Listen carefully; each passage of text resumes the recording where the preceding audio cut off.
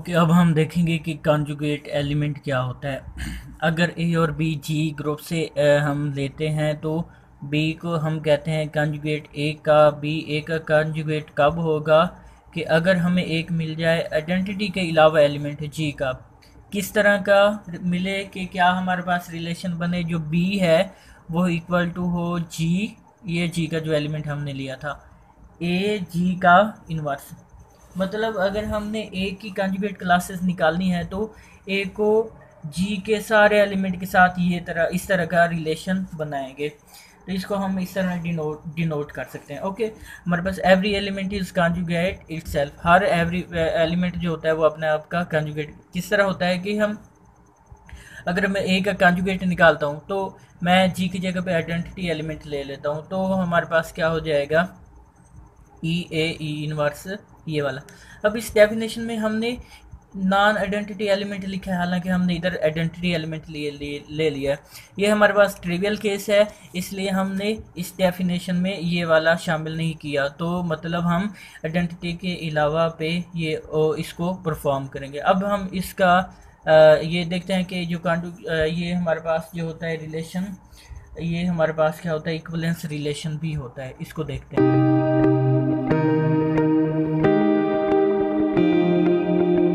अब हम देखते हैं कि इक्विवेलेंस रिलेशन हमारे पास क्या होता है। इक्विवेलेंस रिलेशन में हमारे पास एक प्रॉपर्टी रिफ्लेक्सिव होती है और ये सिमेट्रिक होती है, और ये क्या होती है हमारे पास सिमेट्रिक, रिफ्लेक्ट और ट्रांजिटिव प्रॉपर्टी। ये तीन प्रॉपर्टीज होती हैं। इसको हम क्या बोलते हैं, मतलब ए रिलेशन ए का रिलेशन ए के साथ है। जिस तरह कॉन्जुगेट क्लास में अगर हम आएंगे तो ए रिलेट ए ये है, अगर रिलेट बी करता है तो बी रिलेट किससे करेगा, ए से।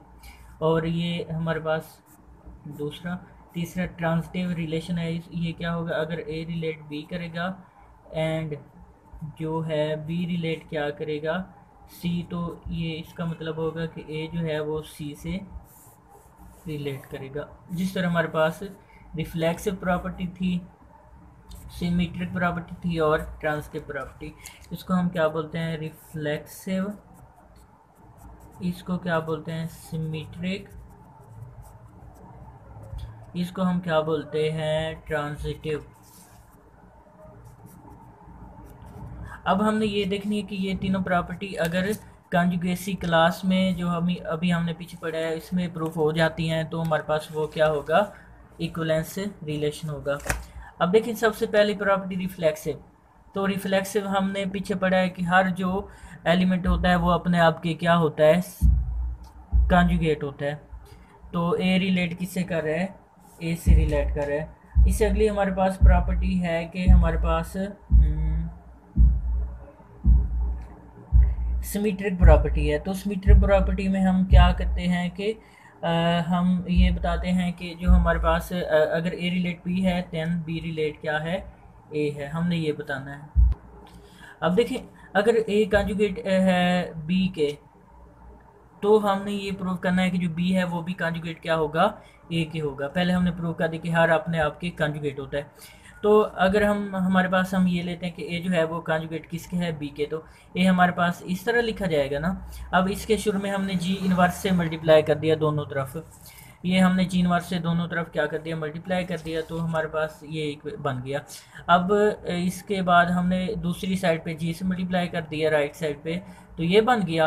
अब जी और जी इनवर्स आइडेंटिटी का इक्वल होता है, तो वो हमारे पास आइडेंटिटी जब बी से मल्टीप्लाई करेगा तो वो हमारे पास क्या होगा, बी ही बन जाएगा। तो g inverse a g is equal to b आ गया, तो बी हमारे पास। अब इस जी को हम इनवर्स का इनवर्स वो हमारे पास क्या आ जाएगा, प्लस ही आ जाता है ना, वो लिख सकते हैं। अब बी को हमने इस तरह लिख दिया, तो ये कॉन्जुगेट रिलेशन की डेफिनेशन के मुताबिक बी जो है वो कॉन्जुगेट होगा किसका, ए का कॉन्जुगेट होगा। तो यही हमने प्रूव करना था कि अगर ए कॉन्जुगेट बी का है तो बी कॉन्जुगेट क्या होगा, ए का होगा। ये हमारे पास प्रूफ हो गया। अब इसके बाद हमारे पास रिलेशन जो आता है उसको हम क्या बोलते हैं, ट्रांजिटिव रिलेशन। तो ट्रांजिटिव प्रॉपर्टी अगर हमारे पास सेटिस्फाई हो जाती है तो हमारे पास क्या होगा, जो रिलेशन ऑफ कॉन्जुगेसी है वो हमारे पास इक्वलेंस रिलेशन हो जाएगा। अब देखते हैं इसमें क्या होता है। अगर ए कॉन्जुगेट बी का है और बी कॉन्जुगेट सी का है तो हमने क्या प्रूव करना है कि जो ए है वो किसका कॉन्जुगेट है, सी का। तो इसके लिए हमने ए की डेफिनेशन और बी की डेफिनेशन के मुताबिक ये लिया, ए इज इक्वल टू ये था। अब ए में ये जो बी आ रहा है इसकी जगह पे हमने ये वाली वैल्यू पुट कर दी, ठीक है। ये वैल्यू पुट कर दी, G1 G2 को इकट्ठा किया, ये C आ गया, इन दोनों को इकट्ठा किया एंड वालों को। अब हमारे पास ये G1 G2 C G1 G2 इस टोटल का इन्वर्स ले लिया। अब अगर G हो फिर एलिमेंट हो फिर G का इन्वर्स हो, मतलब इसको सारे को एक ही चीज़ लें, ये चीज़ है फिर C है फिर इसका इन्वर्स है, तो हमारे पास कॉन्जुगेसी की डेफिनेशन के मुताबिक वो हमारे पास इसका मतलब क्या होगा, ए इज कॉन्जुगेट टू सी। अब हमने ट्रांजिटिव प्रूव कर दी, इसका मतलब क्या होगा, रिलेशन ऑफ कॉन्जुगेसी हमारे पास क्या हो जाएगा, हमें मिल गया कि इक्वलेंस रिलेशन है।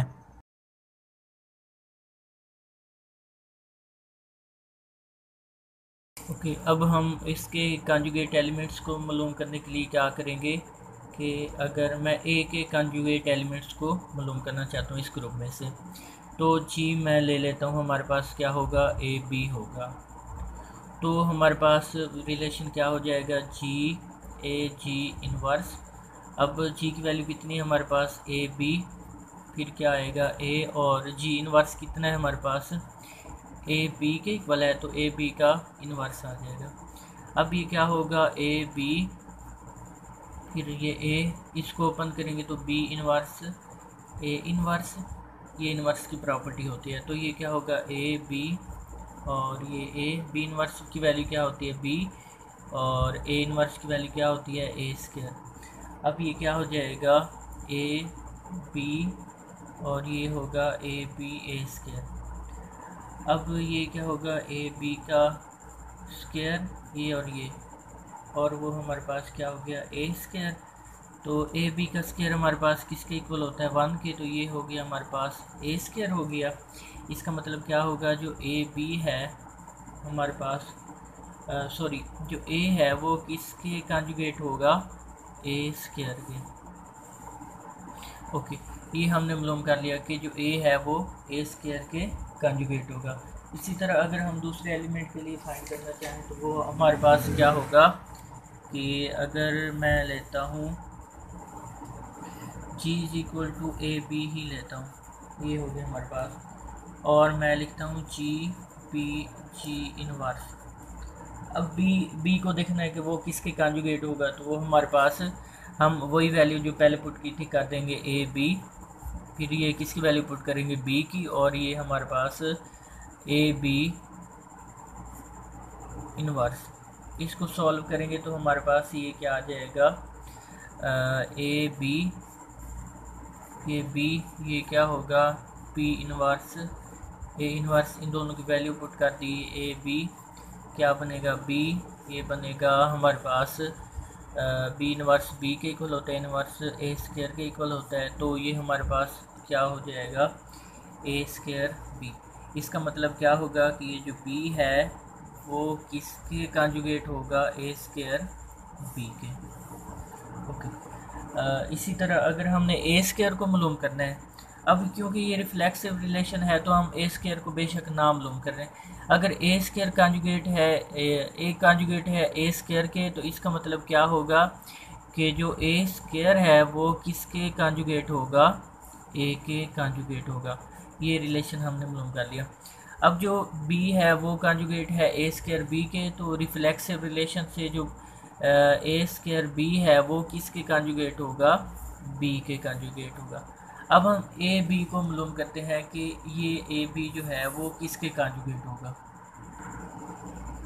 ओके, अब हम देखते हैं कि बी किसके कॉन्जुगेट होगा। तो हमने बी के लिए ये कंडीशन लिख दी, अगर जी इज इक्वल टू बी है और ये ए बी देखेंगे किसके कॉन्जुगेट है, तो हमारे पास ये क्या होगा, बी, और ये बी इनवर्स किसके इक्वल होता है हमारे पास, बी, तो ये क्या हो जाएगा, बी, और ये हमारे पास क्या होगा, ए,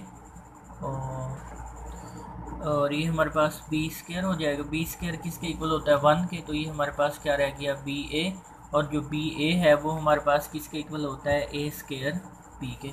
इसका मतलब क्या होगा, जो ए बी है वो किसके कॉन्जुगेट है, ए स्क्वायर बी के।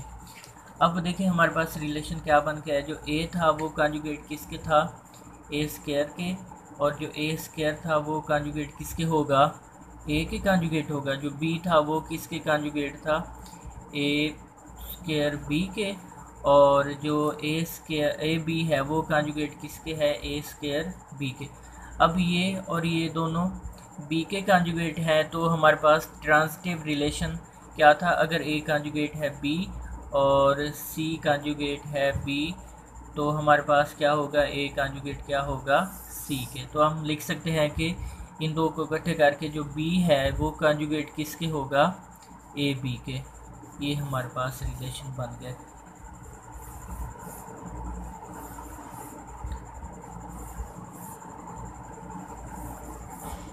ओके, अब हम देखेंगे कि हमारे पास जो बी है वो कॉन्जुगेट ए स्क्वायर बी है, और ये हमारे पास टोटल रिलेशन बन गया। अब देखें कि इनके दरमियान रिलेशन क्या होगा।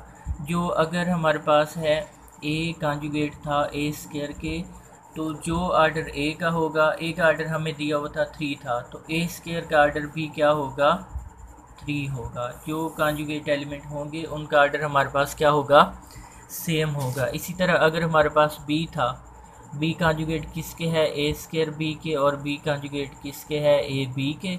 ये इम्प्लाइज क्या करेगा, बी का आर्डर हमारे पास कितना था, 2 था, तो ए बी का आर्डर कितना होगा हमारे पास 2, क्योंकि दोनों आपस में कॉन्जुगेट हैं, और ए स्क्वायर बी का आर्डर भी क्या होगा, 2 होगा। अब कॉन्जुगेट एलिमेंट की मदद से हम सिर्फ ये एक एलिमेंट का आर्डर मालूम करने से ये हम गिवन होगा, तो बाकी एलिमेंट्स का आर्डर कैलकुलेट किए बगैर ही बता सकते हैं कि उनका आर्डर क्या होगा हमारे पास। ओके,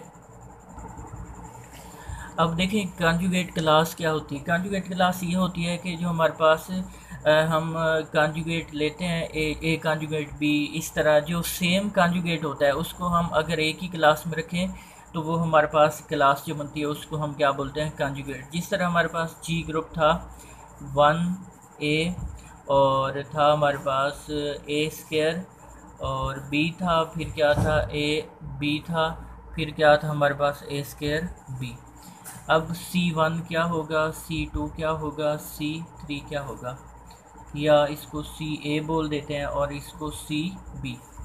अब CA का मतलब ये होगा कि इसमें वो एलिमेंट आएंगे, G के वो एलिमेंट्स आएंगे जिनके लिए जो G है वो कॉन्जुगेट क्या होगा, A के होगा।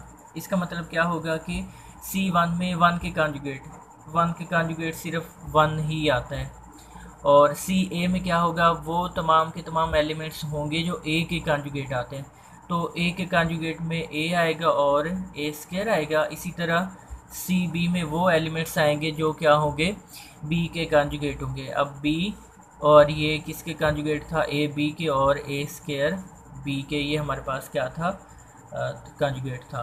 अब देखें उसके अंदर 6 एलिमेंट्स हैं, तो ये टोटल हम काउंट करेंगे तो कितने एलिमेंट्स हो जाएंगे, 6 हो जाएंगे। अब इसके अंदर जो है उसका आर्डर 1 है, इसके अंदर जो है ए का आर्डर अगर 3 था तो ए स्क्वायर का भी 3 होगा क्योंकि सेम क्लास में आ रहे हैं। इसी तरह बी का आर्डर 2 था तो ए बी का ए स्क्वायर बी का आर्डर क्या होगा, 2 होगा, क्योंकि ये हमारे पास क्या आ रहे हैं, एक ही क्लास में आ रहे हैं।